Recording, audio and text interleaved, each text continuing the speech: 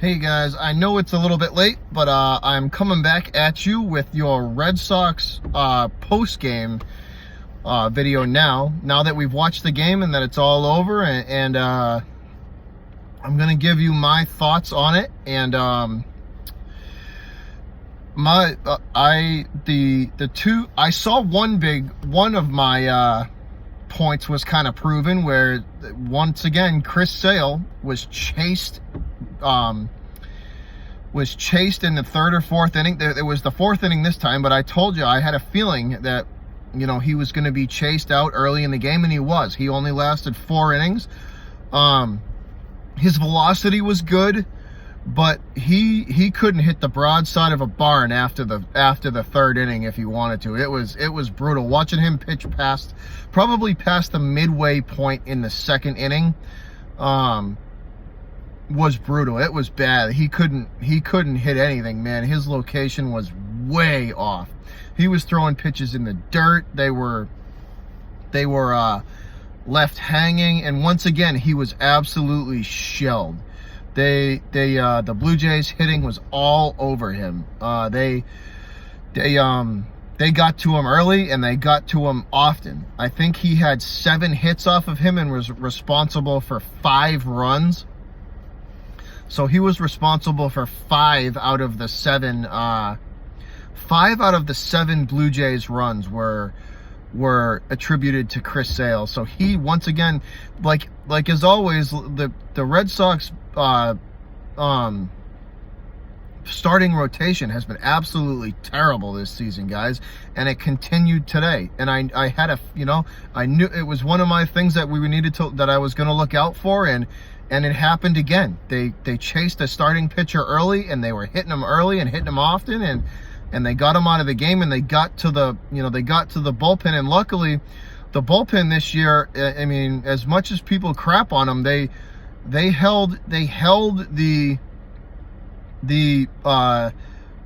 Blue Jays to 2 runs. You know, they held them to 2 runs. The bullpen did.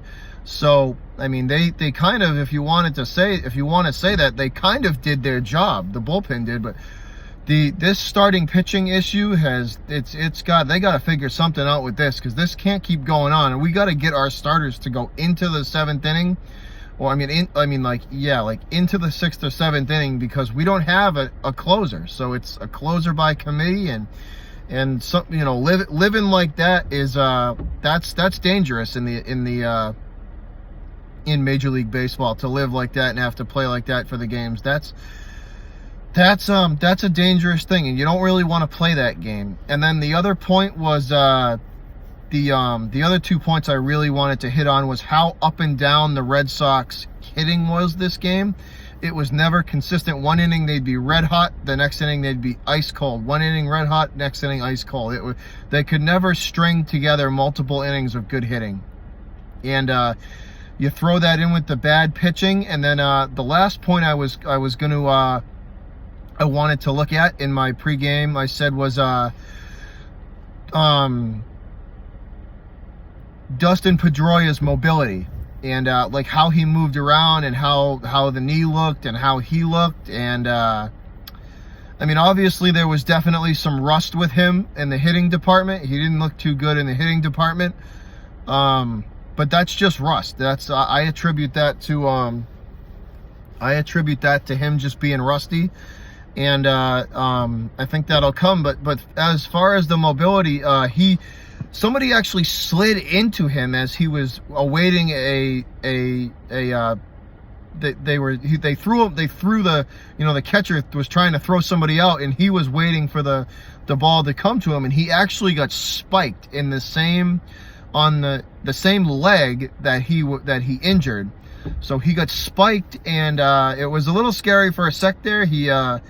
He was grimacing for like a minute, and then he kind of walked it off, and it was fine. So, and from what I saw from him mobility-wise, he looked like he was moving around pretty good. So that's a good sign as well. You know, making sure that he's comfortable and moving around good, and but that's it. And once again, we made stupid errors in the field. Again, it's like, I don't know how to repeat, like, the first 12 games of this season have been, it's like literally it's you might as well just hit the replay button, because they're a microcosm of the whole. You could take any game, any of the losses that the Red Sox have had this year, and it's just a microcosm of the rest of them. They make stupid plays in the field, stupid fielding errors.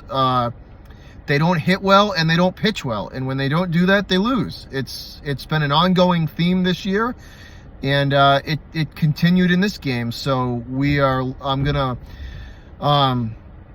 look forward to them to bounce back against the Jays on Thursday. They play the Blue Jays again on Thursday, so that is their second game with them. And then after that, they go into a 3-game series with the Orioles. So I'll be looking. Hopefully, we can bounce back against the Orioles and get back on the winning ways and back on the winning track. But as of this game, they lost, guys. They lost by 2 runs. So 7-5 was the final. And it was just an ugly game. It was inconsistent and ugly to watch. At times they were really good, and at times they were really bad. And I think we're just going to have to, until they get the ship righted, we're going to have to ride that wave with this team. And that's pretty much my post-game review for this game. I'm going to look forward to seeing everybody on Thursday for game number 2 against the Jays.